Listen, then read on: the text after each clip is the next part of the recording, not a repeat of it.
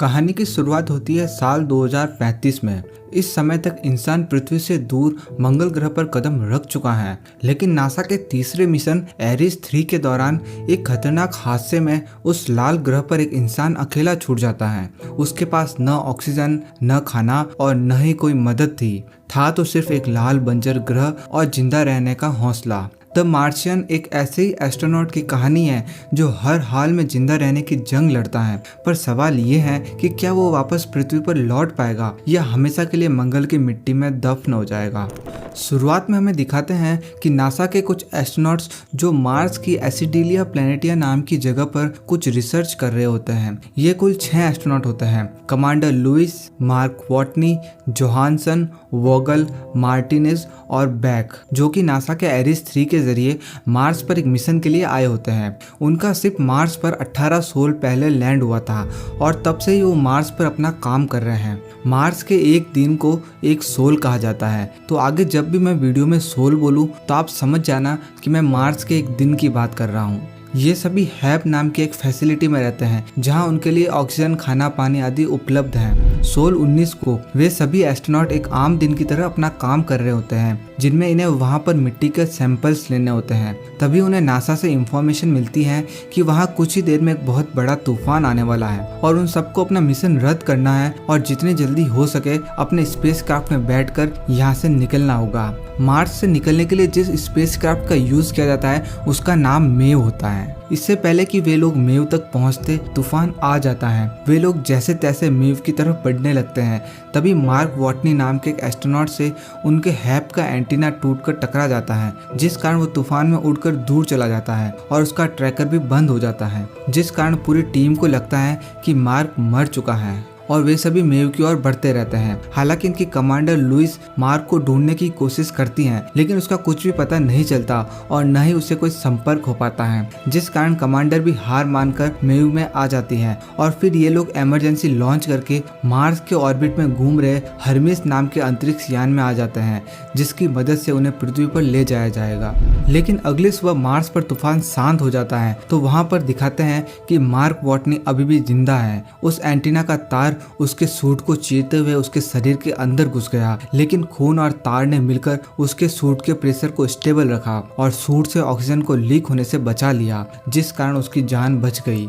जब उसकी आंख खुलती है तो वह खुद को हैब से बहुत दूर अकेले पाता है। वह समझ गया था कि बाकी सभी तूफान से बचने के लिए यहाँ से कल रात निकल गए होंगे। वह जैसे तैसे हैब तक पहुँचता है और अपने अंदर से उस वायर को बाहर निकालता है। उसे पता था कि वो यहाँ मारा जाएगा क्योंकि उसके पास पर्याप्त मात्रा में खाना और पानी नहीं है और न ही नासा से संपर्क करने का कोई तरीका। मगर वो यहाँ मरना नहीं चाहता था, इसलिए उसने कुछ ऐसा सोचा जो पहले कभी किसी ने नहीं किया। मार्क ने एक सर्वाइवल प्लान बनाया जिसमें उसने सोचा कि वो नासा के एरिस 4 मिशन का इंतजार करेगा और जब वो मार्स पर आएगा तब मार्क उनके साथ ही वापस चला जाएगा। लेकिन एरिस 4 मिशन को लॉन्च होने में अभी कुछ साल बाकी थे और इतने वक्त तक जिंदा रहने के लिए मार्क ने मंगल पर खेती करने का फैसला किया। उसके पास कुछ आलू होते हैं और वो वहाँ आलू उगाने का फैसला करता है। इसके लिए वो मार्स की मिट्टी को हैब में लाता है और क्योंकि मार्क एक बॉटनिस्ट होता है तो उसे पता है कि खेती करने के लिए किन किन चीजों की जरूरत होती है, इसलिए वो सबसे पहले आलू बोता है। लेकिन उसे मिट्टी को उपजाऊ बनाने के लिए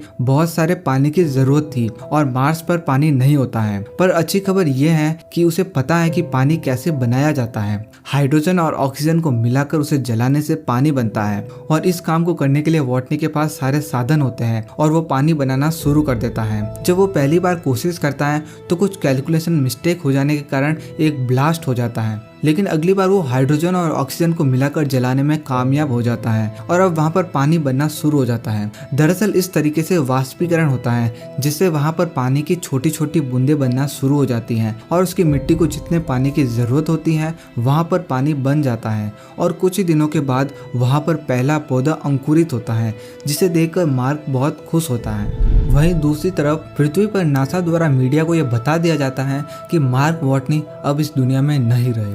पूरी दुनिया में यह खबर फैल जाती है और उसका अंतिम संस्कार भी कर दिया जाता है। पर अगले दिन जब नासा की ऑपरेटर सैटेलाइट से मार्स के फोटोज देख रही होती है तो वो देखती है कि वहाँ पर उनके जो इक्विपमेंट थे वो एक जगह से दूसरी जगह पर शिफ्ट किए गए हैं वह तुरंत मार्स प्रोग्राम के हेड विंसेंट कपूर को बुलाती हैं और बताती हैं कि सोलर पैनल्स को साफ किया गया है, साथ ही रोवर को उसकी जगह से हटाया गया है। यह सुनकर उसे यकीन हो जाता है कि मार्क अभी भी जिंदा है। वो ये बात नासा के डायरेक्टर टेडी सैंडर्स को भी बताता है।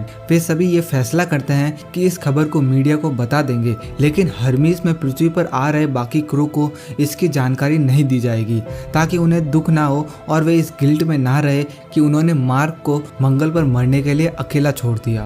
मार्क को अब मंगल ग्रह पर फंसे 70 साल बीत चुके थे। अब तक उसने खाने और पानी का बंदोबस्त तो कर लिया था, पर अब उसे मंगल ग्रह से निकलने की प्लानिंग बनानी थी। मार्क को पता था कि नासा का अगला एरिस 4 मिशन 4 साल बाद सेपली क्रेटर पर उतरेगा, जो मार्क की मौजूदा लोकेशन से 3200 किलोमीटर दूर था। मार्क को मंगल ग्रह से निकलने के लिए 4 साल बाद किसी तरह उस जगह पर पहुंचना था। मार्क के अनुमान से वहां तक पहुंचने के लिए उसे 50 दिन लगने वाले थे। इसके लिए मार्क ने उसी वक्त तैयारियां शुरू कर दी। उसका एक रोवर जो चलने की हालत में नहीं था, मार्क ने अपना साइंटिफिक दिमाग का इस्तेमाल करके उसके कुछ जरूरी पार्ट्स को दूसरे रोवर में लगा दिया, जिससे अब वो ज्यादा दूरी तक सफर कर सकता था। लेकिन अब उसके सामने एक नई समस्या थी, ठंड की।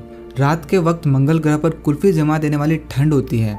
इसका हल निकालने के लिए मार्क ने उस न्यूक्लियर बैटरी को जमीन से खोदकर बाहर निकाला, जिसे मंगल पर पहुंचते ही उसकी टीम ने जमीन में दफना दिया था, क्योंकि अगर गलती से भी बैटरी को कोई नुकसान पहुंचा तो उसे रेडिएशन निकलेगी और उसके संपर्क में आने वाला हर इंसान परलोक सिधार जाएगा। हालांकि मार्क ने जोखिम उठाते हुए सावधानी से उसे अपने रोवर में लटका दिया, जिससे उस बैटरी से निकलने वाली हीट से उसकी ठंड की समस्या दूर हो गई। उधर पृथ्वी पर मार्क को बचाने के लिए नासा ने कोशिश शुरू कर दी। उन्होंने JPL यानी जेट प्रपल्सन लेबोरेटरी, जो नासा के लिए प्रोब और स्पेसशिप बनाने का काम करती है, उन्हें 3 महीने के अंदर प्रोब बनाने का मुश्किल काम सौंपा। JPL के डायरेक्टर ब्रूस और उसकी टीम पर बड़ा दबाव आ चुका था, क्योंकि आमतौर पर किसी भी प्रोब को बनाने में उन्हें 6 महीने का समय लगता है। नासा का प्लान ये था कि इस प्रोब के जरिए पहले वो मार्क के लिए 4 साल तक जिंदा रहने के लिए सारे ज़रूरी सामान भेजेंगे। फिर 4 साल बाद एरिस 4 की टीम मंगल पर उतरेगी तो वो मार्क को भी अपने साथ वापस ले आएंगे। इस तरह JPL की टीम भी प्रोब बनाने में जुट गई। वहीं टेडी सैंडर्स ने कम्युनिकेशन इंजीनियर मिंडी को भी सैटेलाइट्स के जरिए मार्क की हर गतिविधि पर नज़र बनाए रखने का पूरा अधिकार सौंप दिया। उधर दूसरी ओर मार्क के बोए हुए आलू की फसल अब तैयार हो चुकी थी। मार्क ने बड़े आलू को खाने के लिए रख लिया और छोटे आलू को फिर से बो दिया। इस तरह मार्क अपने खाने का इंतजाम करता जा रहा था। लेकिन मार्क जानता था कि जब तक वह नासा से बातचीत करने का कोई जरिया ढूंढ नहीं लेता, तब तक उसकी सारी कोशिशें बेकार हैं। बहुत दिन सोचने के बाद उसे कुछ याद आया।